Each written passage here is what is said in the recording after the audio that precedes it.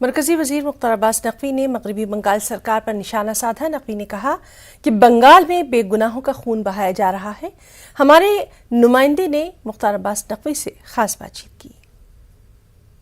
हमारे साथ है केंद्रीय मंत्री मुख्तार अब्बास नकवी, उनसे बात करते हैं। सर, जिस तरह से नादिया की घटना पर ममता बनर्जी का बयान आया है, सर, लिपापोती की कोशिश की जा रही है। देखिए, ममता जी ने चुनाव के समय कहा था खेला वो भी, यही खेला वो भी, कि ये जो वहाँ पर बेगुनाह लोग हैं उनकी हत्याएं कर रहे हैं, खून खराबा कर रहे हैं, रेप किया जा रहा है, और उसको जो है बेशर्मी के साथ जस्टिफाई करने की कोशिश हो रही है।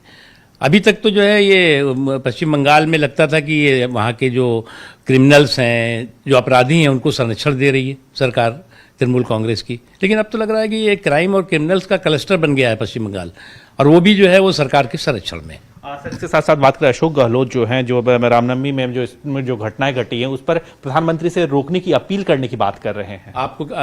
आपको यानी कि कांग्रेस पार्टी को या गहलोत साहब को जो राजस्थान की सरकार बनाने की जनता ने जो जनादेश दिया है, तो किस लिए दिया है?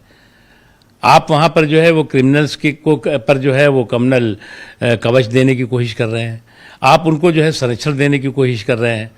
जब तक सरकार, जो भी राज्य की सरकार हो, जब तक इस नीति पे नहीं काम करेगी कि जो गुनाहगार है उसे छोड़ा नहीं जाना चाहिए और जो बेगुनाह है उसे छुआ नहीं जाना चाहिए। लेकिन अफसोस की बात है कि इनका उल्टा है, जो भी गुनाहगार है उसको छुआ नहीं जाना चाहिए, इस नीति से काम कर रहे हैं।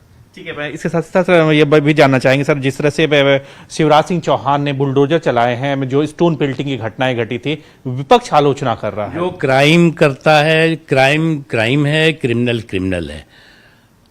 न क्राइम के साथ नरमी हो सकती है, न क्रिमिनल के साथ नरमी की जा सकती है, और ये समाज के लिए और देश के लिए जरूरी है। ठीक है, बहुत